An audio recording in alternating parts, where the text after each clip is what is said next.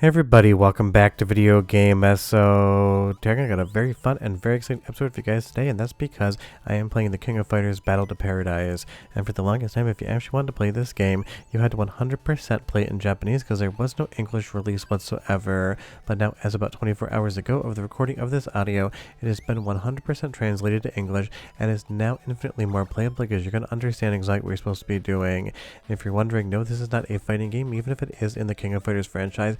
This is basically a Mario Party clone with that SNK charm and flair to it. When I say it's definitely worth checking out, I 100% mean it. Before we get too far involved though, do me a huge favor, down below hit like and subscribe and ring that notification bell, definitely helps us out.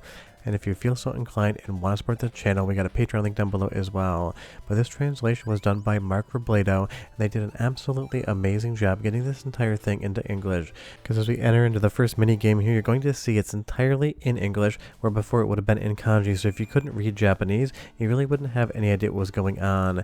And these mini games are absolutely outstanding, and I think rival some of the best of the things that Mario Party did. But of course, you have the SNK characters and overall SNK vibe inside of them.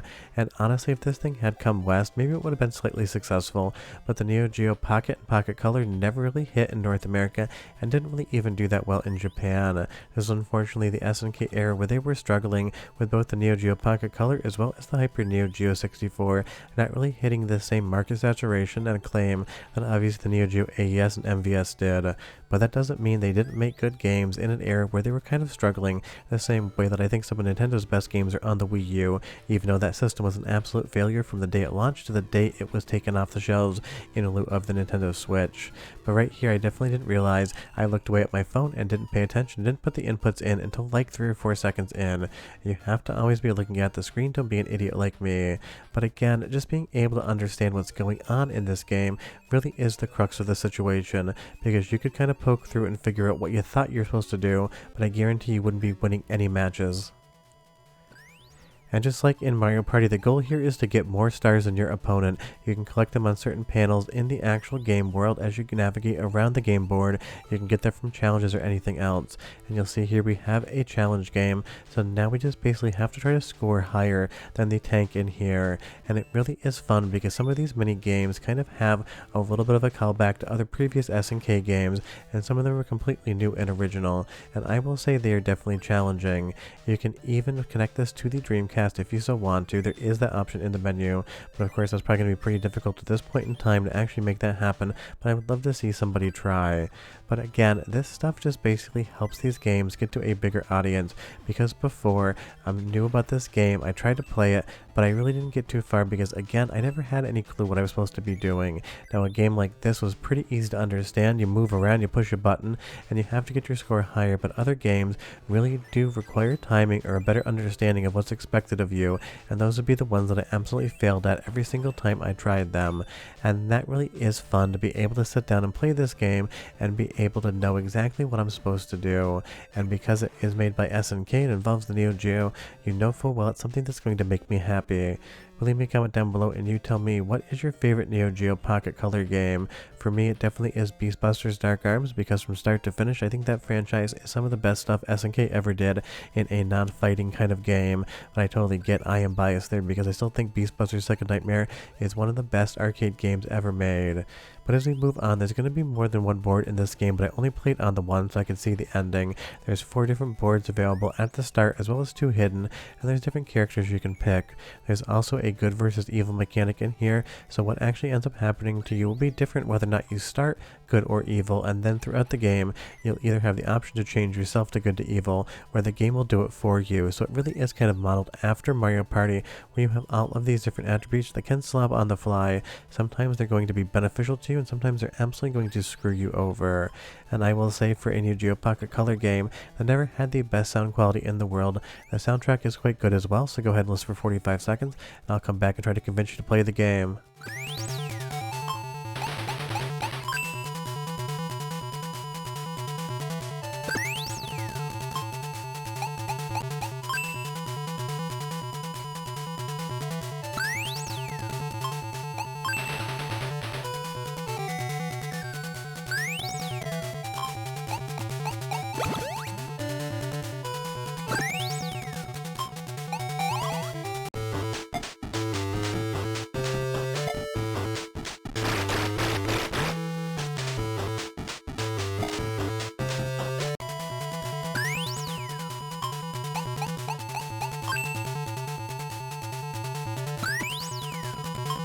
I mean, it's definitely a fun chiptune soundtrack, or as I like to call them, beep, boop, bop soundtracks, because those are the three sounds that chiptunes make: a beep, a boop, and a bop, and they just do them in different kind of tones. And of course, I'm just having a little fun with that there.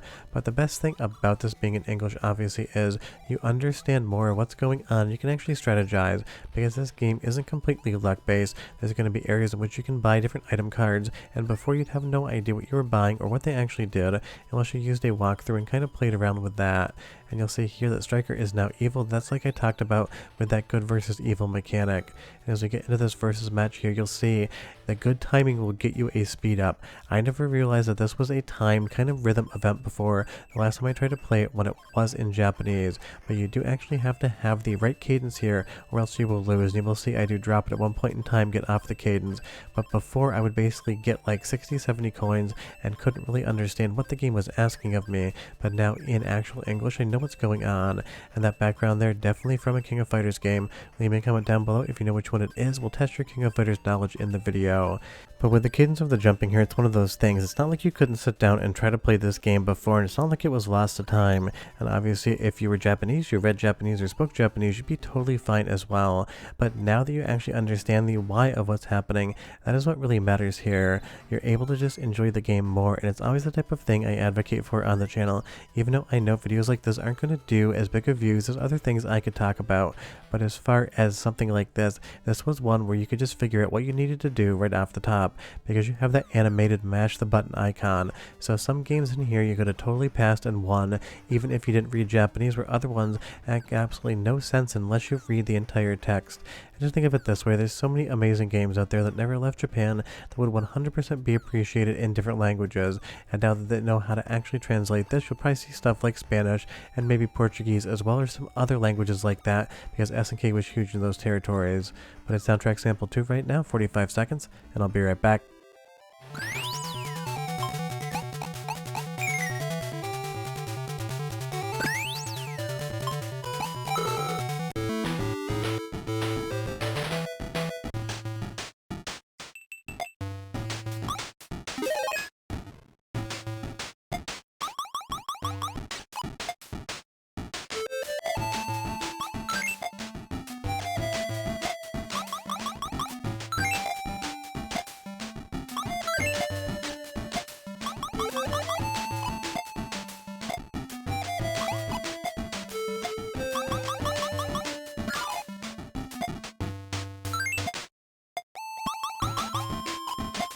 Now some minigames just make absolutely no sense to me whatsoever like this one. I'm not sure if it's just luck based and I'm dragging the right cards and end up winning, or if there's some sort of strategy here, if it's a Japanese card game that I am not familiar with. So if you have any idea whatsoever, leave me a comment down below and you let me know.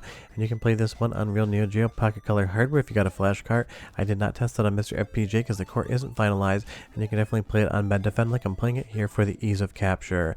But honestly, there's no wrong way to play the game. The only wrong way to play it is not check it out, because honestly the Neo Geo Pocket Color have a lot of fun games, and it really is an entire class of hardware that I feel like a lot of people just haven't gotten into. And getting more English translations of games, especially from SNK on Neo Geo hardware, it is something that makes me a very happy video game esoterica. So leave me a comment down below and you tell me, if you could snap your fingers and make one game instantaneously be translated into English that isn't yet, which one would it be?